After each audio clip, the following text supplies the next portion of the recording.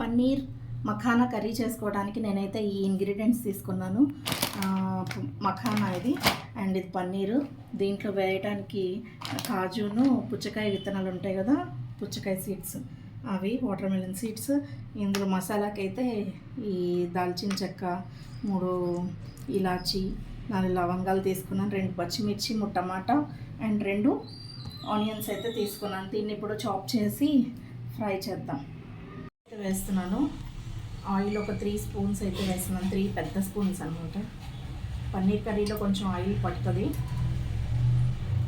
ఈ ఆయిల్ వేడైపోయింది. దీంట్లో ఈ మసాలా అవి వేసేసి కట్ చేసి పెట్టుకున్న ఆనియన్స్, టమాటోస్ అన్నీ ఒకేసారి వేసేసుకున్నాం.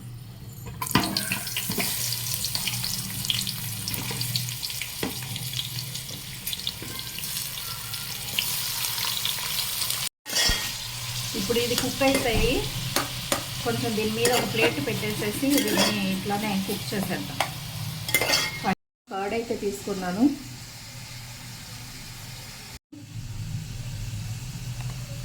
కారం,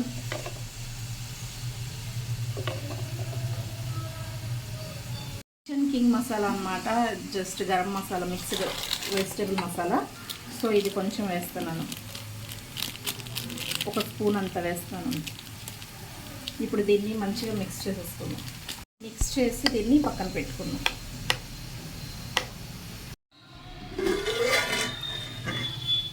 ఇదైతే కుక్ అయిపోయిందండి. దీనికంటే బాగా కుక్ అవ్వాల్సిన అవసరం లేదు. ఇది చల్లగా అయిన తర్వాత స్టవ్ అయితే బంద్ చేస్తాను. దీన్ని చల్లగా అయిన తర్వాత మిక్సీకి వేసి మెత్తగా పేస్ట్ లాగా చేసేసుకుంటాను. కుక్ అయిపోయింది ఇది.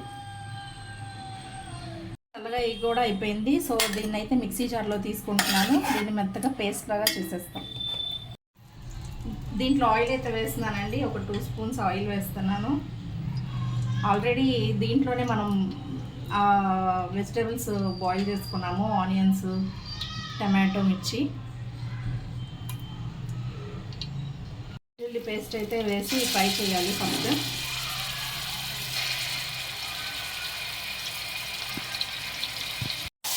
పడుతూ ఉంటాయి, కొంచెం చిన్నగా చేసుకోండి. ఇదైతే ఫ్రై అవ్వాలి అండి. జింజర్ గార్లిక్ పేస్ట్ దీంట్లో ఇప్పుడు మనం పేస్ట్ చేసుకొని పెట్టుకున్నాం. ఈ బాయిల్ చేసిన వెజిటేబుల్స్ ఉన్నాయి కదా, అవి అయితే వేసేస్తున్నాను. మళ్ళీ దీన్ని కూడా ఫ్రై చేయాలన్నమాట. దీంట్లో సాల్ట్ వేయలేదండి, సాల్ట్ వేస్తున్నాను. ఇప్పుడు సాల్ట్ అయితే వేయాలి.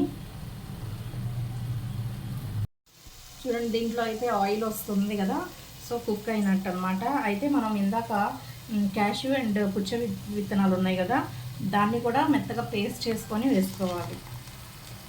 మెత్తగా పేస్ట్ అయితే చేసేసాను. దాన్ని వేసి ఇంకా కలపడమే. దీన్నైతే ఇలా కలుపుకోవాలి.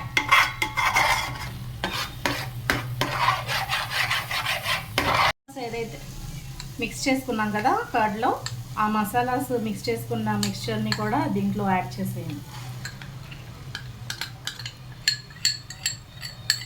బయటకు వస్తుంది చూడండి, బబుల్స్ లాగా ఆయిల్ బయటకు వస్తుంది కదా.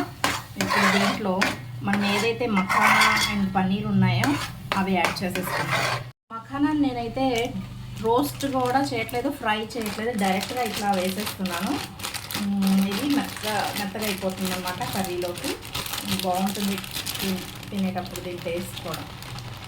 అయితే ఇలా డైస్ లాగా కట్ చేసుకున్నాను కదా, అవన్నీ దీంట్లో ట్రాన్స్ఫర్ చేసేస్తాను.